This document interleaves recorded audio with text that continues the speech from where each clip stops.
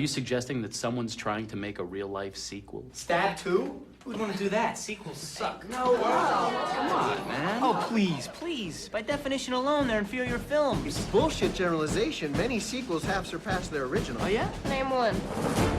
I'll be back. Freedom, you're my older brother, and I love you. But don't ever take sides with anyone against the family you live. Never. I just can't believe you came here and did it again. You guys give up or you're thirsty for more? Ladies and gentlemen, welcome in to Duel of the Greats, Season 4, or as we have aptly renamed it to, Duel of the Greats. Why? Because we are pitting this season originals against their sequels. If you've been following along, you know the drill. And this week, we have a special one and a unique one for it that I'd have to think back through the whole list, but it may be the only one like this. Our first legacy sequel of the season. You know, there was a time in Hollywood where if a movie was good enough, it got a sequel pretty quickly. Godfather Part 1 came out in 72. Part 2 came out in 74.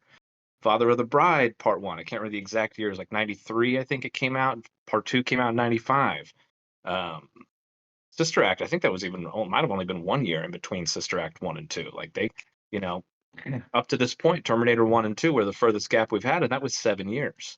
And that was a long time for a sequel back then because they always tried to strike while the iron was hot.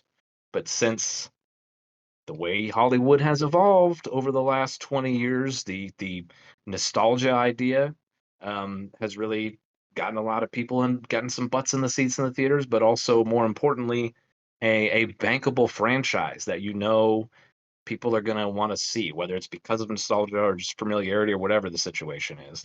So we've had lots of legacy sequels where after multiple decades, they've pulled these movies out and they've brought them back, and then they've seen if they could. Sometimes it works really well. Sometimes you get Anchorman 2. There's a reason Anchorman and Anchorman 2 are not in this season. So sometimes you get these legacy sequels decades later, and they don't work out so well. Zoolander 2, another example. But sometimes you get I've them, noticed and they do work. the legacy sequels are harder for comedies. I There's have a something theory on about this. the nature of a comedy is kind of catching lightning in a bottle. It's why the later seasons of Arrested Development didn't work.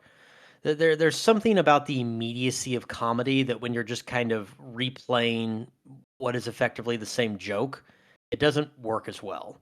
I've found with the legacy sequel notion. Especially with a couple of the things like a lot of those movies, you know, Dumb and Dumber is another one.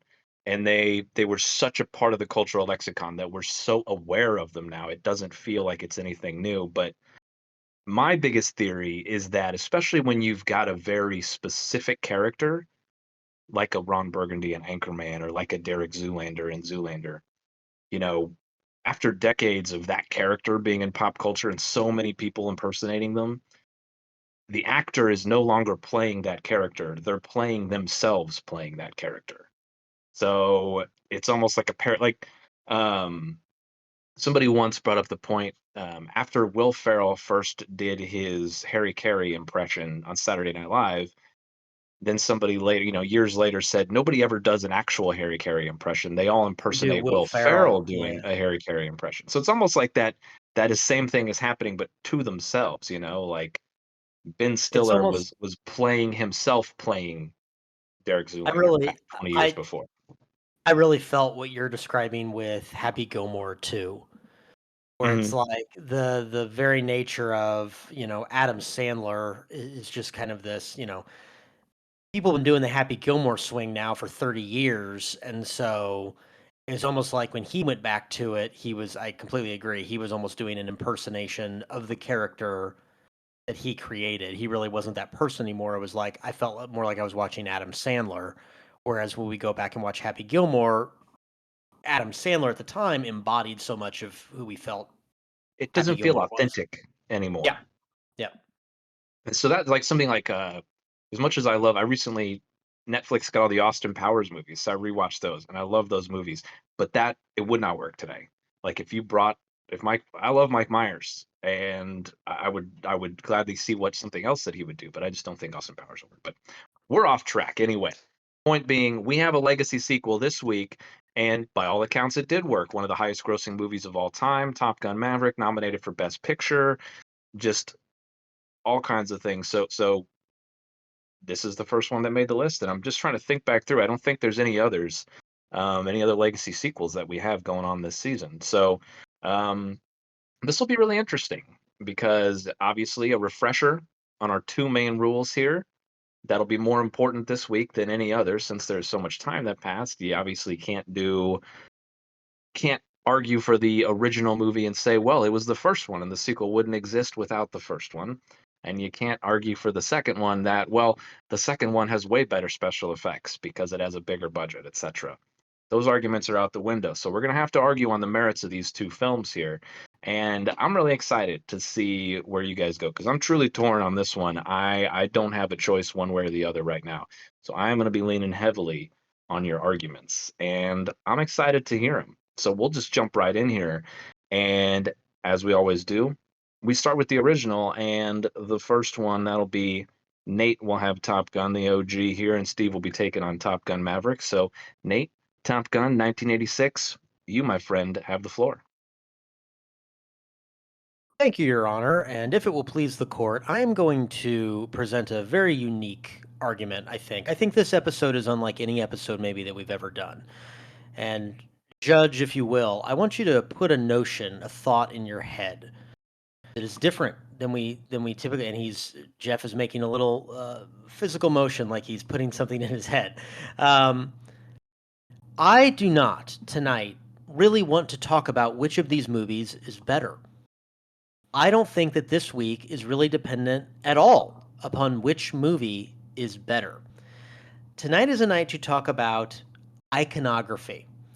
And I'm going to break that down in 3 points. And I'm sure my esteemed colleague Steve will give you lots of reasons why Top Gun Maverick is a better movie. Maybe it is a better movie, but I'm saying to you tonight that it doesn't matter. My first point is about the life and career of a man named Tom Cruise. Now, I have brought up this analogy several times.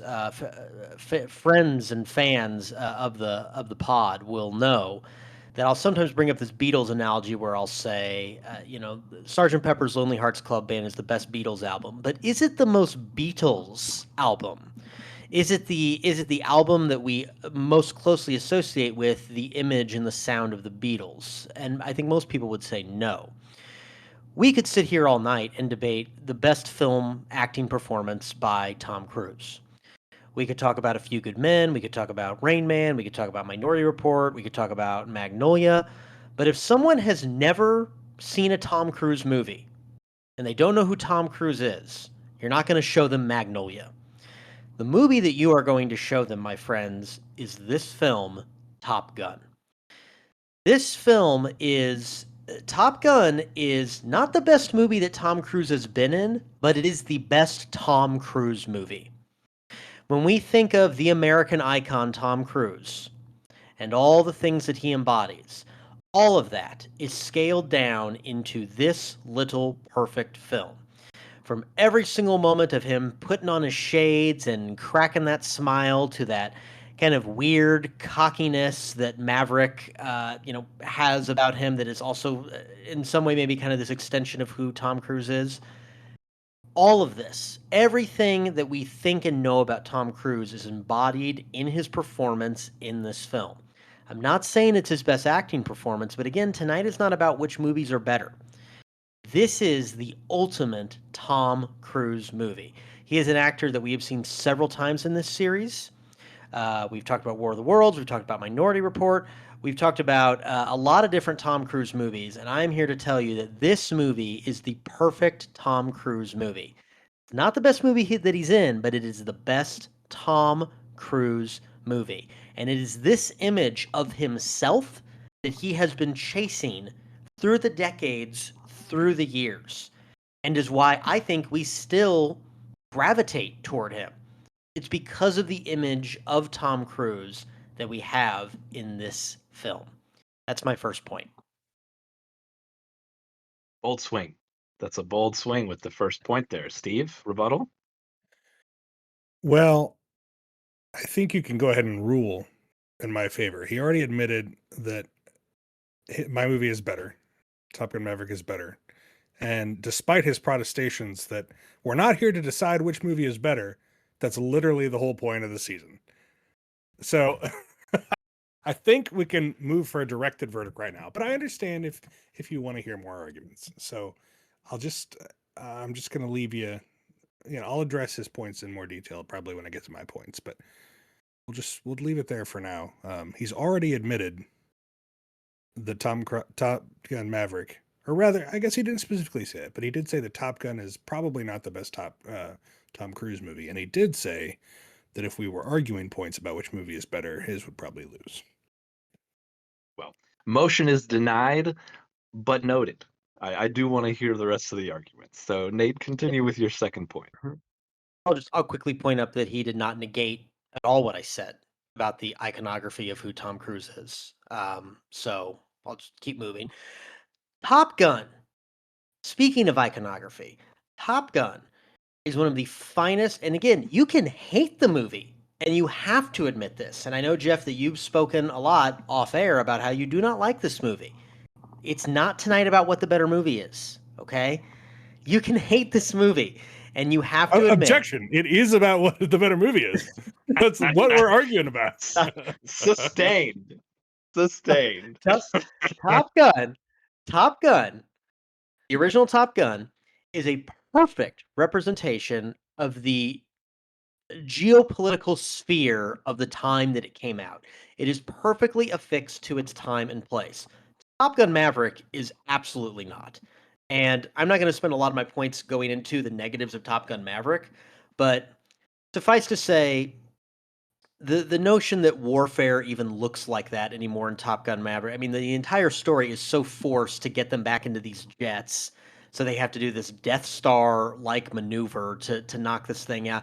It's ridiculous. It's so forced. It's honestly, it's the equivalent, it is the military equivalent of...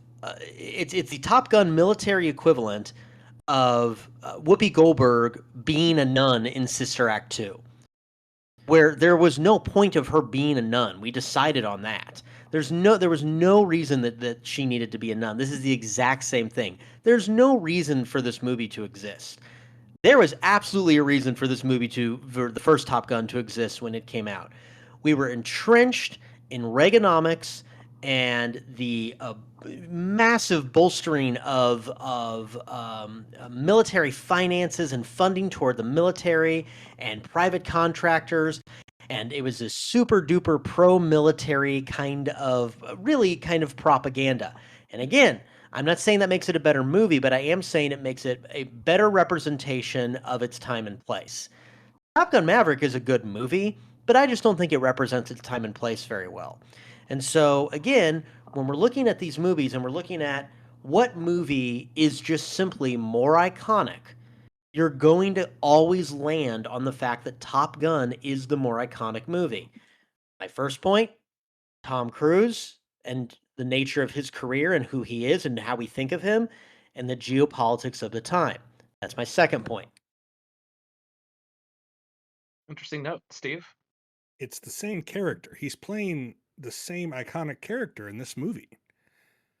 In Top Gun Maverick, he's an extension, a more developed, more mature version of the same iconic character. So your point that Top Gun wins because he's the iconic Pete Mitchell Maverick it doesn't work. He's playing the same person. This isn't a different movie, or excuse me, a different character. Point of clarity, it is a different movie. Yeah, I misspoke. But yes, it is. I know, I'm just kidding. But yes, it is the same character. Final point. Nate, your final point? And again, I'll point out that Steve did not negate or try to refute anything that I said about Top Gun. So far, my 2 points have absolutely landed. He has come at it from an entirely different angle. He has not disputed one word that I've said so far, and he won't be able to dispute what I say next. Okay? I literally got a sustained objection for disputing words that you were saying. I That just did think, happen. oh, he's playing the same character. Yeah, because when people think of Top Gun, they definitely think of old Tom Cruise and Top Gun Maverick. That's the first image that people conjure. You're absolutely right. Okay, so iconography. The final point. The scenes in this movie, when Tom Cruise is riding on the little speed bike and the jet is taking off next to him, holy shit. It is one of the finest shots in the history of cinema. There is no shot, there is no individual shot in Top Gun Maverick that is nearly as iconic. You could show anyone, any movie lover, that shot, they're going to know exactly what it is and they're going to associate it with this movie. These moments are all over the original Top Gun. The volleyball scene, okay, which I know they also do in Top Gun Maverick, and I'm not using the argument that Top Gun came first, but it originated this, and I think that the one in the original Top Gun is more famous and more well known, and clearly the one in Maverick is kind of an homage to the first one, okay? The scene where they sing in the bar, "You Lost That Love and Feeling." They literally, that was so iconic that in a movie we're going to talk about later this season, Scream 2, they do that whole scene again. Like, that's how big of a movie. Like, 10 years later, there's a horror film that is making a callback to this particular scene. Okay? And Jesus Christ, the song Danger Zone by Kenny Loggins, again, going back to, and I keep going back to this word, iconography. What is more iconic? Go ahead, quick, name a song from the Top Gun Maverick soundtrack. Oh, you can't? You don't know any of them? Because that's not the way the world works. Hold My And Hand there's by Lady there, Gaga.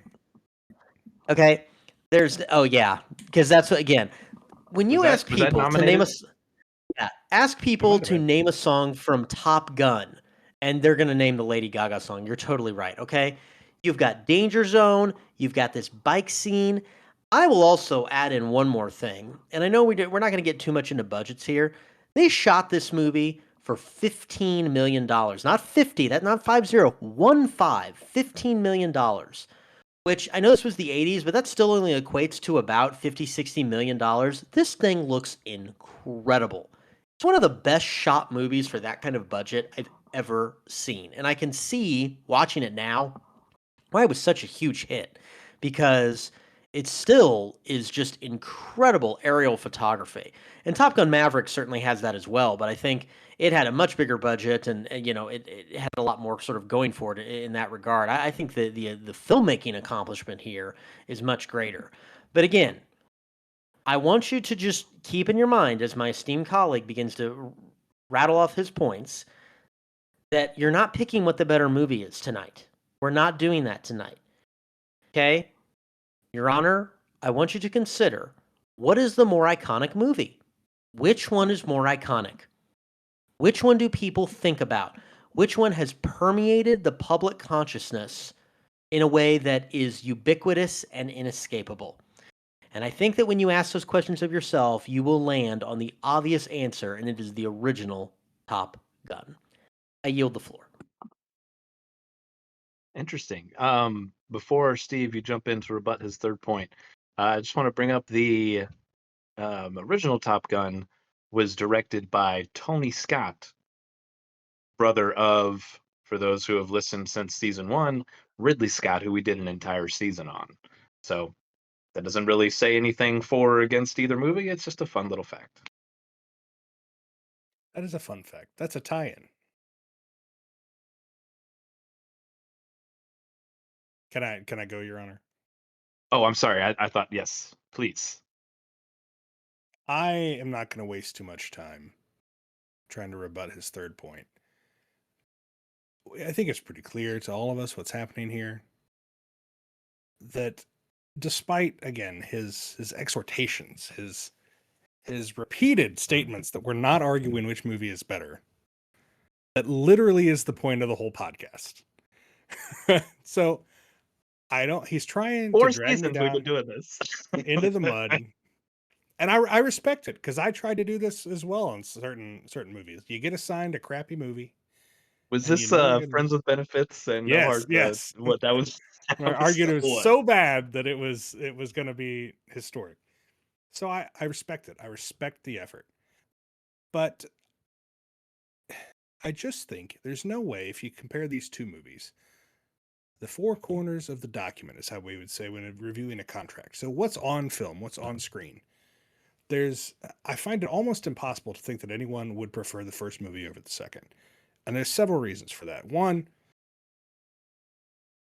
I don't even know which one I want to Sorry, lead with because are, there's are so many you good ones. are you still I'm rebutting, ready or to have we start. started No, I'm ready to go. your okay? Go ahead, jump right in. I just All wanted right. to make sure we were all clear.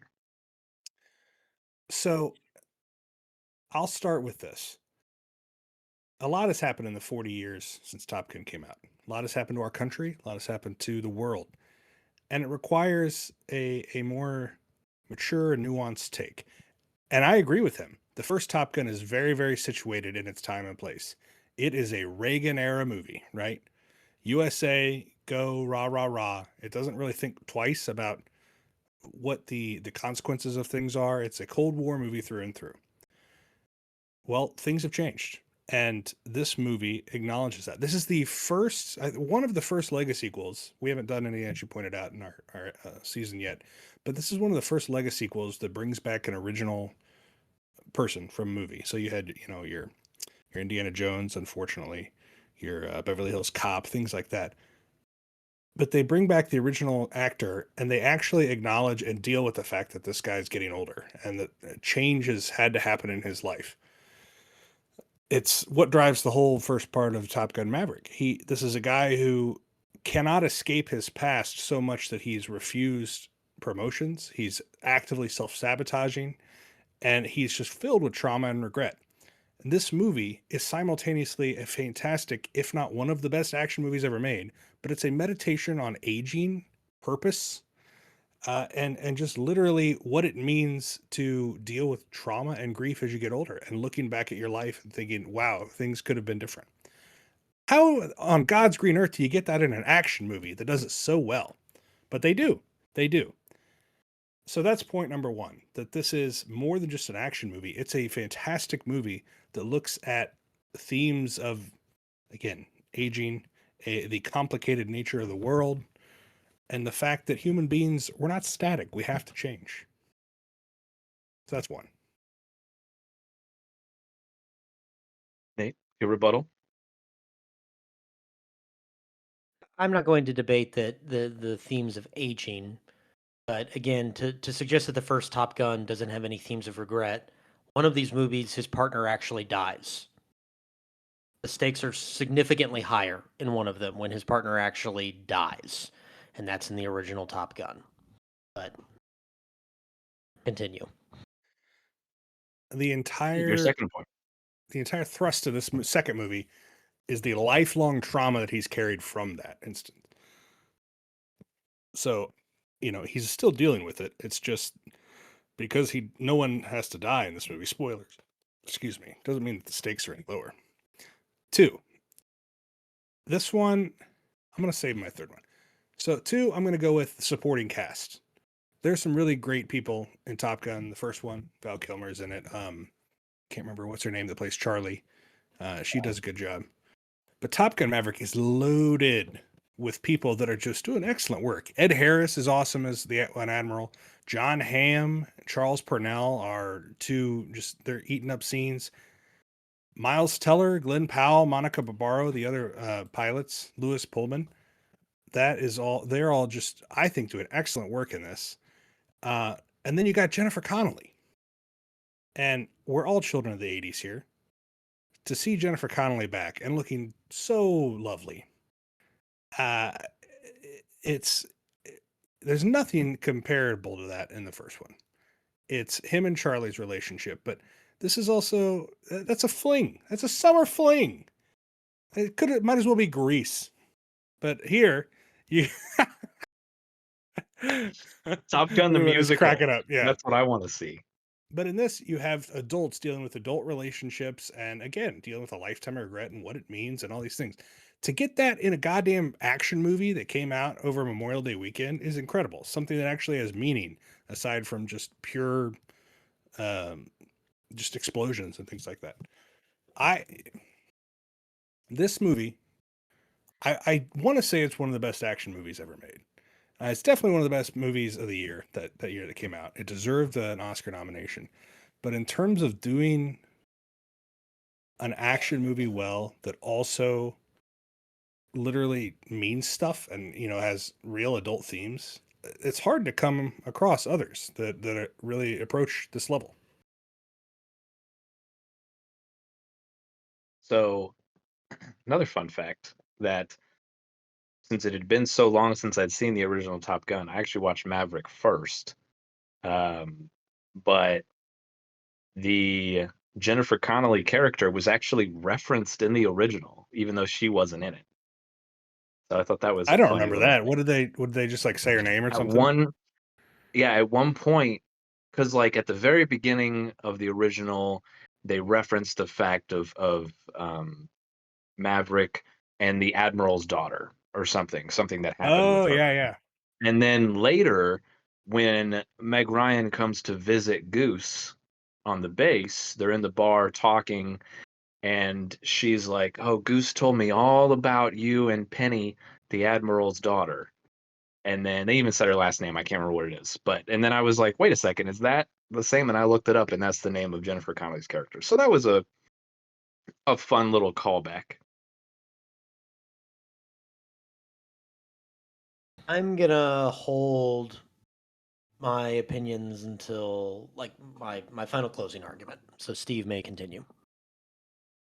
All right, Steve, your final point. The third one is in terms of pure entertainment value, pure action. Nothing in Top Gun 1, the 86 movie, compares to the final 45 minutes or so of Top Gun Maverick. From the second they take off that carrier to the second the movie ends, it is white knuckle action, just edge of your seat. Are they going to pull this off? And it's paced so well. It's shot so well. You can actually tell what's happening in every single bit. It's not like a Paul Greengrass movie or something where you're looking left and right and you can't figure out what's happening. It's set up well, it's shot well, and it's tense as fuck. Paul Greengrass catching strays on episode 5 here. He should Sorry, make better Mr. movies. Greengrass. Feel free to come on the podcast and defend yourself if you need. So I challenge you to look deep inside yourself, Jeffrey, despite your stated hatred for these movies. But tell me that was not those final, again, 45 minutes, 40 minutes, whatever, was not, did that do nothing for you? Surely that got you going. And again, the Top Gun, ultimate, what do you call it? Climax, where they're fighting the MiGs. That's exciting. That's entertaining. But it's not nearly to the level in terms of tension, action, entertainment, as what's happening in the bunker busting scene and then what happens afterwards, Top Gun Maverick. All right. In that case, Steve, that's all your points. Nate, you can give a short rebuttal to his third point or just jump right into your closing arguments. I'm gonna jump right into closing arguments, and I think my closing argument is pretty simple. In week 1 of this season, when we talked about Godfather versus Godfather Part 2, and I was very passionately defending Godfather Part 2, and you, Your Honor, Jeff, were defending Godfather Part 1. I ultimately, Godfather 1 won that week, and I conceded a point. I can't remember if you exactly made the point or who made it. If someone says The Godfather, the very first thing that they think of is the image of Marlon Brando as Vito Corleone as the Godfather. And at the end of the day, whatever movie's better doesn't really matter. That is what is ubiquitous. That is what has permeated culture. Okay? When someone says, Jeff, Top Gun, are they thinking of any one individual moment from Top Gun Maverick? Or are they thinking about the multiple iconic moments from the first film?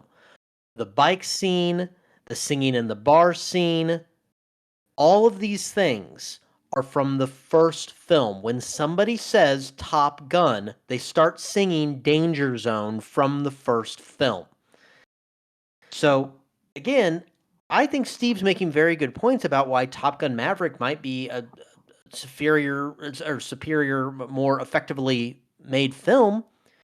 But there is no, despite all of it, despite all these great points, despite it being so a much better movie, maybe it's not nearly as iconic. It's just not. It's not even close. Right now, if anywhere in the world, if you say Top Gun, you are talking about the first movie, and that is the thing that comes to people's minds, are the images and the shots and the things that we've seen in the first movie, not Top Gun Maverick.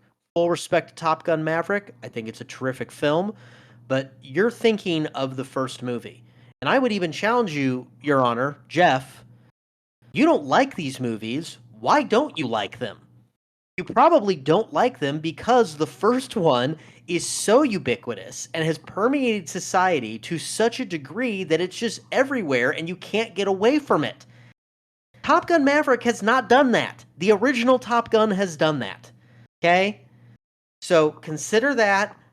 Don't think about which movie's better. Don't think about these little points of like, oh, think about what is iconic.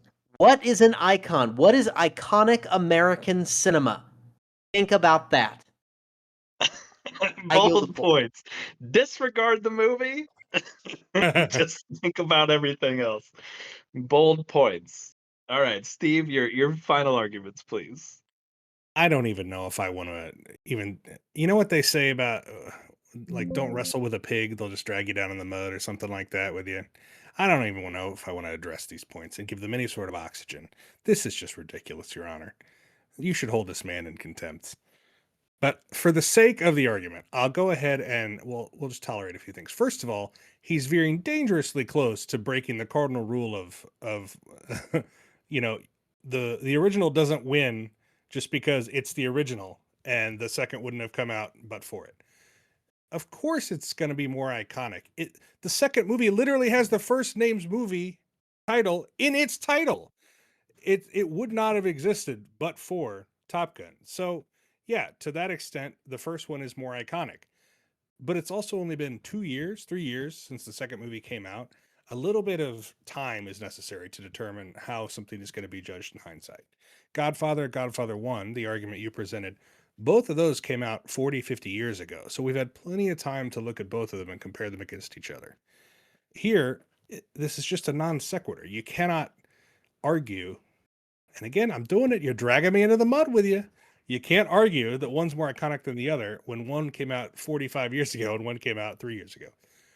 But setting all that aside, he literally said the words, don't worry about little things like which movie is better. But yet that is what we're here to determine. Which of these was a better film, had better characters, better action, better pacing, a better story. And I submit to you, Jeff, not knowing your true heart, I don't, we're friends, we talk a lot, but I don't know truly why you despise Top Gun so much. But from what we've discussed, a lot of it is that it's a rah-rah, let's go kick ass boys 80s action movie. And Top Gun Maverick is not that. It is an action movie. It has a lot of awesome action, a lot of awesome scenes, but it's about so much more than that. And that's why I love this movie so much. It pulls at your, we'll call them patriotic heartstrings, but it's not really America, fuck yeah, so much as it is, it yearns for a simpler geopolitical time where even if we are taking out a nuclear base in a foreign country, we're doing it for the right reasons. But it's not just because America, fuck yeah. And more to the point, that's kind of a sideshow. It's really about the characters themselves flying these airplanes. One more thing that I'd like to bring up that I wasn't going to do it because I believe in fairness. I believe in justice, the American way, just like in Top Gun, the original, not so much the second one. And if he's going to break rule number 1 about then I get to at least introduce a little bit of evidence on rule number 2. Objection. I have not broken rule number 1. I've not broken rule number 1. And Your Honor, for him to make the blanket statement that the first film is always more iconic, except for Terminator 2, which we talked about in this fucking season, okay, which is significantly more iconic than the first Terminator. I have not once said, the rule is I can't say Top Gun is better because it was the first, and Top Gun Maverick wouldn't even exist if it weren't for Top Gun. I've not even remotely approached that point, Your Honor. I mean, he can say everything he wants, but it doesn't change what he's already done. So I would put you on warning, counselor, because you are dangerously close. But I would still overrule the objection from Steve that you are breaking rule number 1. I don't think you're quite there, but it is close. Thank you, Your Well- Honor. So I'll just leave you with this. In 1895, the Lumiere brothers gathered to show what is considered the first presentation of projected film. I'm trying to do this serious, but you're all laughing. 8 years later. We in hadn't even reached 1903, human flight, but let's keep going with it. Let's do 8 it. years later, at Kitty Hawk, North fucking Carolina, the Wright brothers got sustained powered human flight. So you saw where I was headed with this. And then in 2022, those two mediums converged. And we had a movie that celebrates and Your Honor, Okay. relevance? This is bold, folks. We there- are in the presence of true boldness in America. As bold as both these movies are. Oh, Sheer gumption over on Steve's side right now. It's just willingness to be this argument. you know, so I'm leaning into it a little bit hard, but I will say this. And this is again what's going to be me tap dancing on the line of rule number 2. You can't say, well, they had a bigger budget and all this other stuff. But the cinematic achievement that they managed to pull off in Top Gun Maverick truly is historical. All those shots with the actors in the planes, they're in fucking FA-18s. Like they are actually in those planes. Their faces, as the G forces make them droop, and all their breathing and everything like that. They're literally doing that so they don't pass out. And the technological know-how and effort that it took to get that in place and to film this is literally it's never been done before. So it will stand as a technical achievement in aviation and aviation filmmaking. And again, that's a little close to rule number 2, I'll admit. But it's such an achievement that they were able to marry that with pathos and characters you care about, and it not just be a propaganda film. That's what makes this movie so special to me.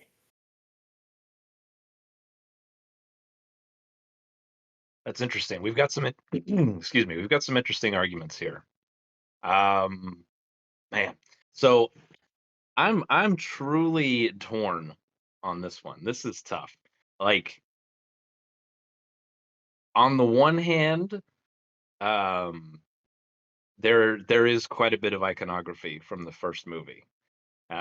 Nate, you bring up a good point, and part of the reason why I don't like it is exactly what you mentioned, just the sheer ubiquity of it, right? Like at football games in high school, for whatever reason, there was this tradition that was started where my high school would sing "You've Lost That Love and Feeling" at some point during the game, right? Because of that movie. When I was in college, there were other fraternities who had shirts with the plaque for the alternate is in the ladies' room printed on it. Just everywhere, all that kind of stuff. Just in all this sort of, and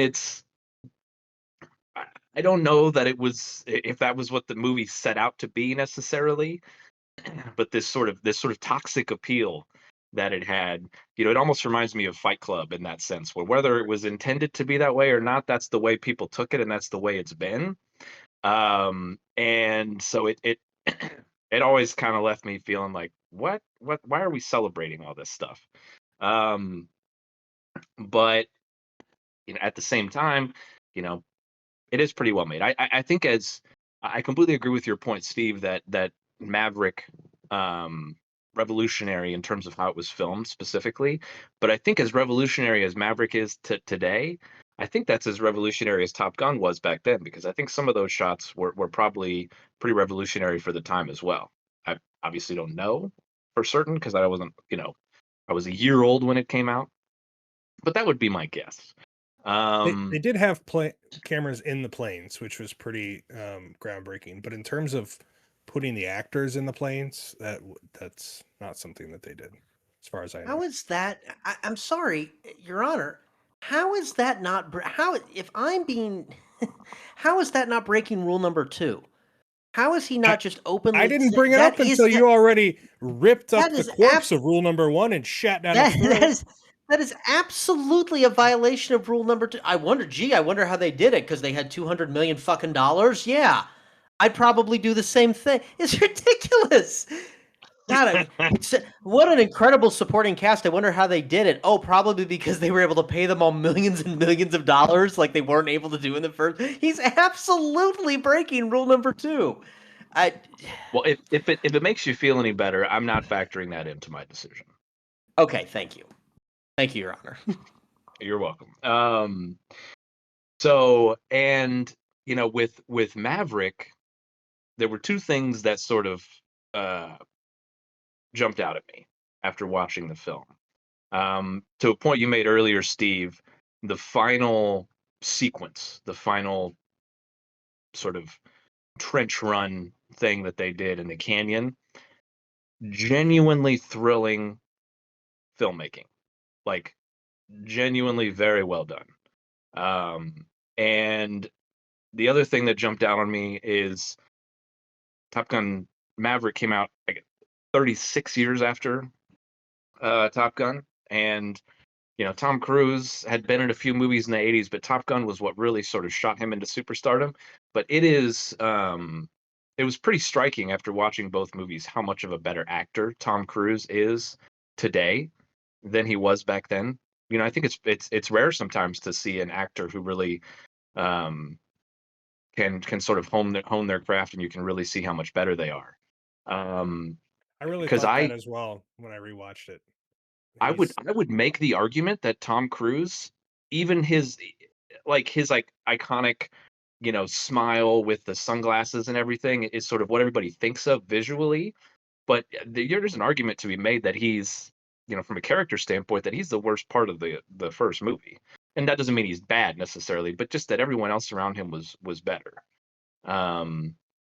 So, that's kind of interesting. And then, but, while there maybe isn't necessarily the sort of toxicity problem that the first movie had with Maverick, its sort of problems are it felt kind of derivative to me.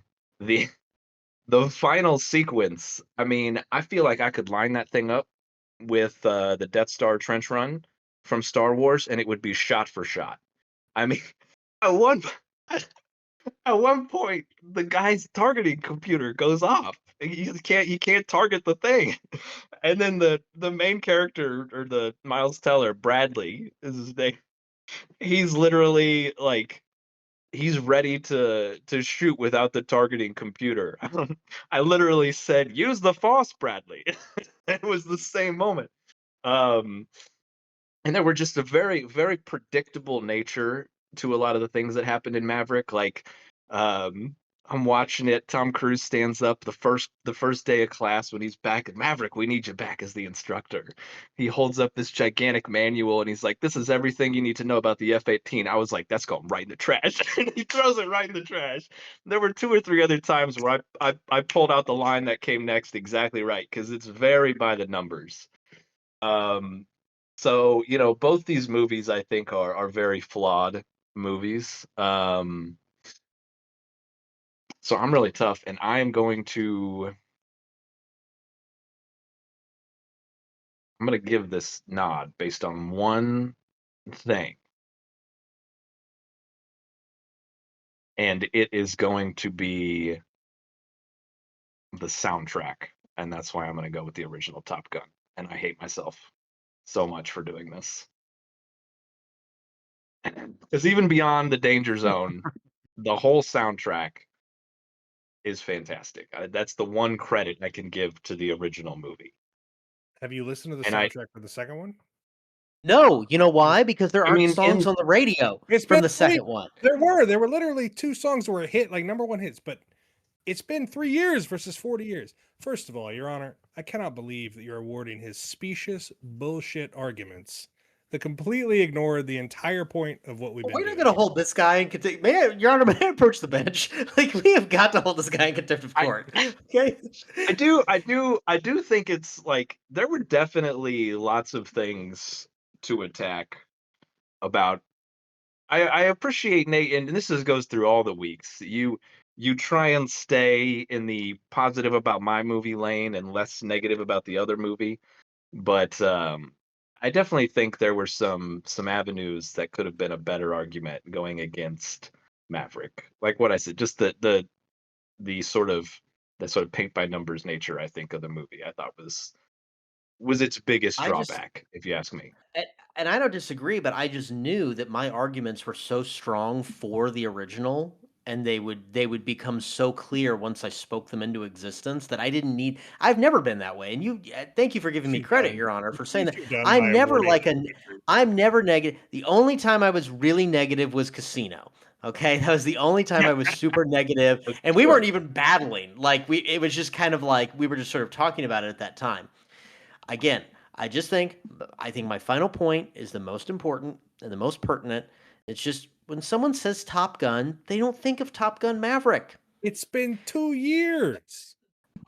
Let's wait and see what happens. I mean, it's still just like, I don't know. I didn't like either of them. I didn't like either of the movies. So I've never part liked of Top this, Gun, and yeah, I didn't think. and yet Again, you awarded it the victory somehow. It just well, makes because no like sense. if It makes no if I sense. don't like Top Gun, what could possibly be worse? A sequel that's derivative But that of is its own actually a movie. good movie that has good characters and is entertaining to watch for 2 hours instead of I also thought the side characters were much weaker. Like oh, you're just the wrong. whole You're just wrong. the whole This is the first the episode where I'm just Miles Teller absolutely disgusted.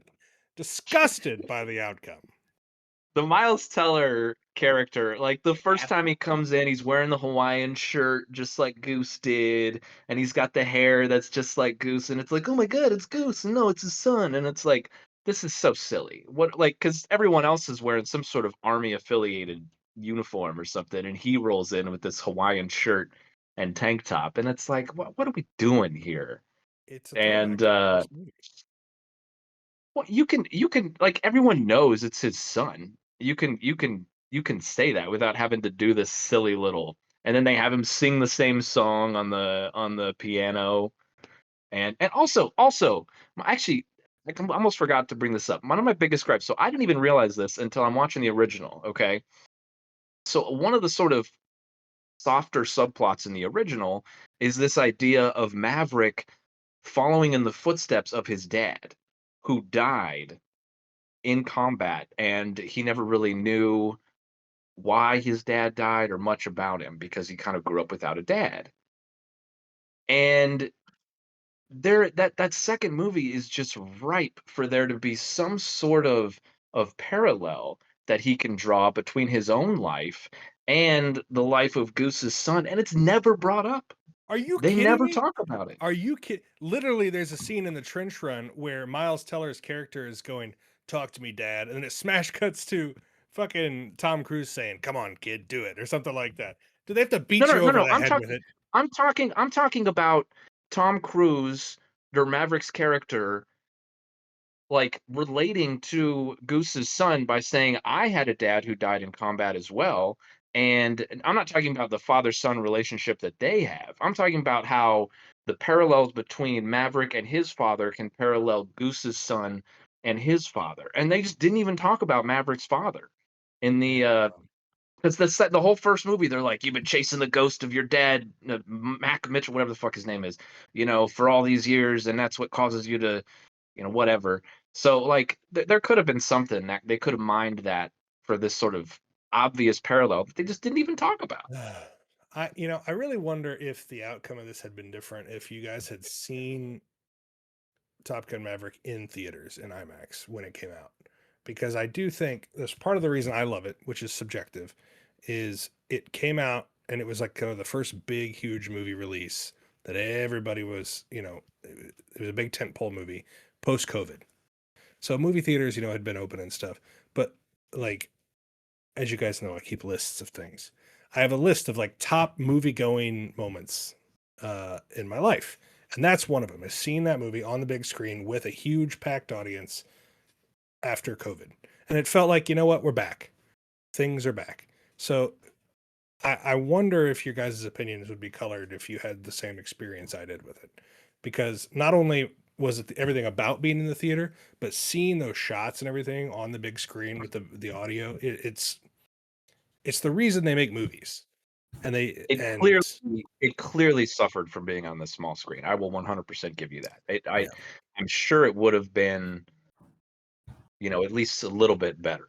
If only there was like somebody that told you this is a once in a lifetime cinematic experience you should go see in the theaters. If only there was a voice in your head that would have prodded you to Again, do though, that. you're using this argument when the first Top There's Gun no more came out. arguments. It's over. You stop it, sir. Hold this man in contempt. It was a once in a lifetime. You can't affix the strength of the movie to the time and place in which you saw it. None of us were alive, or we were too young when the first Top Gun came out. But that was a huge movie theater experience. I didn't put it in my argument. Did I put it in my argument? No. But you're adding it on. You're tacking on these little writers to your argument here at the end after you've already decided. Are you gonna I have already decided. Can I interject? So, all right. So now, producer notes of the year so far. I just want to say, first of all, I cannot wait for this episode to drop to get the feedback. So, Nate, did you put this out on social media? What do we got? I do have this on social media. Now, I want to check the results because it was close throughout the day. I wonder what the age breakdown is too, because I went and I looked back at Letterboxd reviews, and like everybody keeps saying Top Gun Maverick is a dad movie, and I'm like, maybe I'm just at that point in my life. Dad movies do appeal to me. 59-41% for Top Gun Maverick. See, I do, and that's a good point, Steve, because I do wonder, even though you were saying that people are saying it's a dad movie, but yeah, I do wonder if 36 years from now, having people grown up with Top Gun Maverick and remember seeing it in theaters, because tons of people saw it in theaters. I mean, it made almost $2 billion. So, funniest thing that came out of that, I remember, was there was a tweet of when it finally crossed the threshold, and it was the highest grossing, like the highest American gross of a movie, maybe ever, or maybe second most ever or something, but it passed the Avengers, right? And Paul Bettany, who's married to Jennifer Connelly, retweeted it and said, "I'm never going to hear the end of this in my house," which I thought was funny. But yeah, I do love Jennifer Brandon, Connelly. did you watch him? Yes. What do you think? First, I also want to say I have never, in my personal opinion, Nate just totally scrapped rule number 1 from the get-go. And he was rewarded for it. I didn't scrap rule number 1. I didn't do that. Here's what I'm wrapping my head around. This is so weird to listen to. In my opinion, Nate, you scrapped rule number 1, and you admitted that the other movie was better, and you still won. And my head is like, what is happening? I texted Jeff at one point, and I was like, this is a very weird, out of left field turn that Nate is taking to make his point, and it was just really odd. But I do agree. I think Maverick is a way better movie. I also wish I would have seen it in theaters after seeing it on my television. But if it comes back ever, you gotta go see it. It's worth it. I really can't wait for this episode to come out. So I can be vindicated. We got a corrupt judge. We got a cheating attorney over here. The whole system is rigged. There are few movies I hate more in my existence than Top Gun, and it would have been really easy to just give Top Gun Maverick the win for that. But and I think that's one I had to try and be honest with myself. I think this is an instance of you trying to go too far the other way to try to be fair. Because the man literally admitted Well, if we're going by which movie is better, it's not mine. I just think, as I've I don't been even thinking know that about, I agree with him though on that. I don't even know if I agree with that. I- Just because I just I've been don't think thinking about, Gun Maverick was that good. It was thrilling. I've just been, That end was I've just genuinely been, thrilling. I will give it that. I've been thinking about Steve's, ideology of how he thinks about movies, and I think with my son, rather than ever show him Jurassic Park, well, he couldn't see it with me when I was 7 in a movie theater, so really, there's no point. If I can't You get affix it to this Jurassic World exact, Rebirth, and you're gonna like it. yeah, if I can't, if I can't affix it to this time and place, and the entire strength of the movie is dependent on when and how I saw the movie in a movie theater, I guess there's just nothing else to do. You're completely crafting arguments and sticking words in my mouth. I did not say it wins just because of that. That was an addendum that I stuck all the way after he even decided. That's true. That is true. Again, I brought it I up think zero our times brings us in my now. argument. I think our listeners, when they hear me say, when you think of Top Gun, what do you think of? I think they're going to know what they think of. It's as simple as that. But that's not what we're talking about. It was supposed to be which movie's better. It's as simple as that. One more thing I meant to say, Nate, was when you said when you think of Tom Cruise, what do you think of as Top Gun? When I think of Tom Cruise, the first two things I think of are Risky Business and Mission Impossible.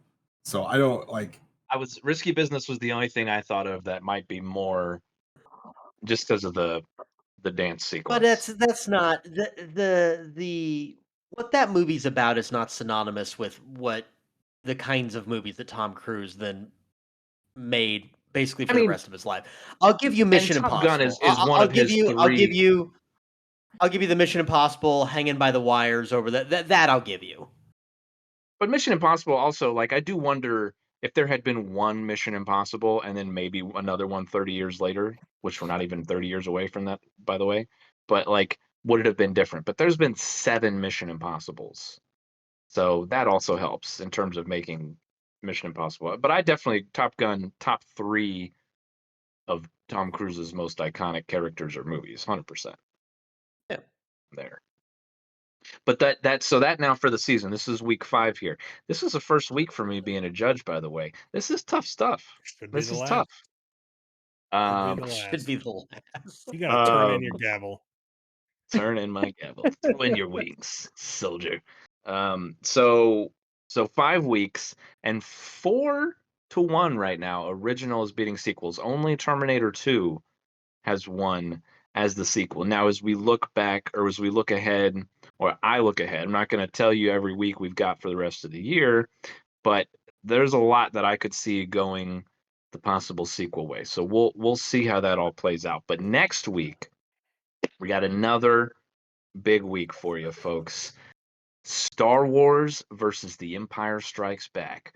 One of the biggest anytime. Again, we've talked about Scream 2, which we will talk about later. And they even bring it up. I think that they bring up 3 examples of, because they're like, oh, no sequel is, because it's all meta Scream stuff. Mm-hmm. No sequel is better than the first. And they brought up Star Wars Empire Strikes Back, Terminator, and I think they brought up Godfather as well. So I mean, there's no real point. What's the most iconic line in all of Star Wars? No, I am your father, which is an Empire Strikes Back. It should win by default because it's the most iconic.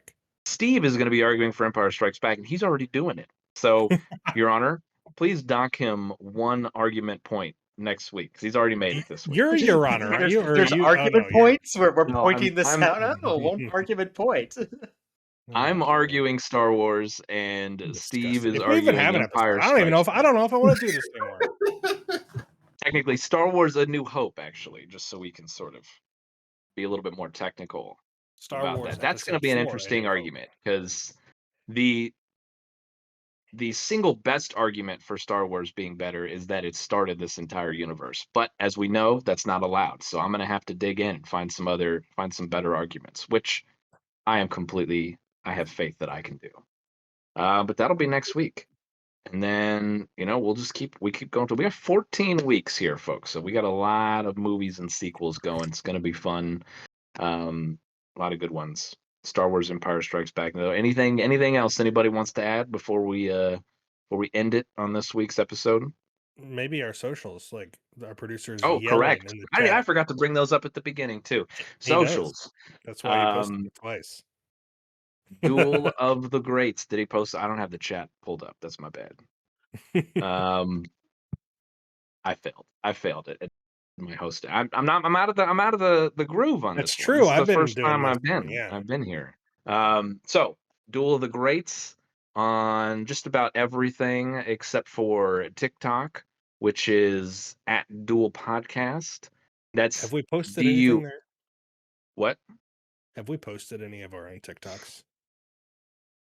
I have not. I'm not a TikToker, so that's up to you guys. We should do that though. I don't know if Duel Podcast has. No, I've pushed it out on my Yes. my TikTok quite a And bit. Nate, you are your name again?